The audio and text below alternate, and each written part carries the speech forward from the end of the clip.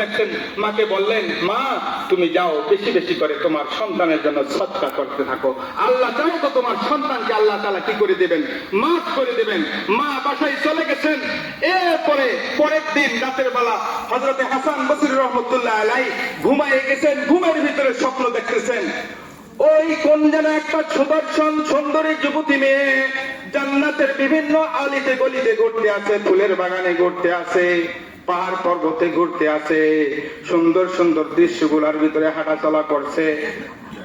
এই যুবতী যখন জান্নাতের ভিতরে চলাফেরা করতেছে, হাসান বসরি রাহমাতুল্লাহ আলাইহি বলেন, ওরে বোন তুমি কে, তোমার পরিচয়টা একটু দাও না।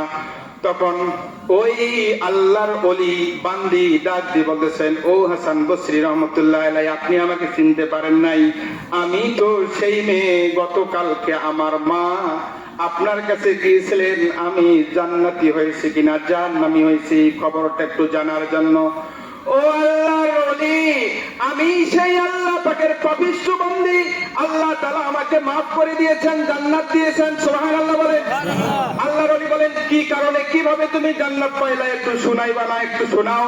তখন বললেন, ও হাসান বসরি রাহমাতুল্লাহি আলাইহি, আমাদের কবরস্থান আছে, কবরস্থানে আমি সহ ৭০,০০০ কবরবাসী আমরা কবরে ছিলাম। কবরে যখন ছিলাম, কোন এক আল্লাহর ওলি আমাদের কবরের পাশ দিয়ে যাইতেছিলেন।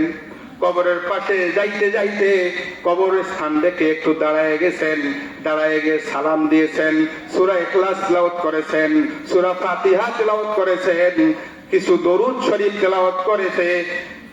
দরুদ শরীফ তেলাওয়াত করে এই ৭০,০০০ কবরবাসীর নাজাতের জন্য আল্লাহ তাআলার দোয়া করেছেন। আল্লাহ তাআলা ওই দরুদের ওসিলায়, দোয়ার ওসিলায় আমি সহ ৭০,০০০ কবরবাসীকে আল্লাহ তাআলা জাহান্নাম থেকে মুক্ত দিয়ে দিয়েছে। আলহামদুলিল্লাহ। এই জন্য দোয়ার অনেক ফজিলত আছে।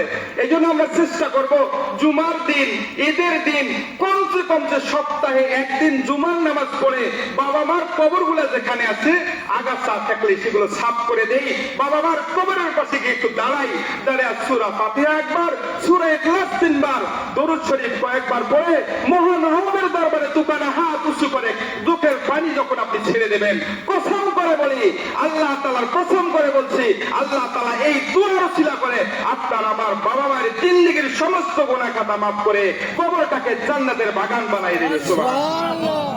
আলহামদুলিল্লাহ। আল্লাহ তাআলা যে ভাঙ্গাচোরা কথাগুলো বললাম আপনাদেরকে আমাকে সকলকে আমল করার তৌফিক দান করেন। ওয়া আখিরু দাওয়ানা আলহামদুলিল্লাহি রাব্বিল আলামিন।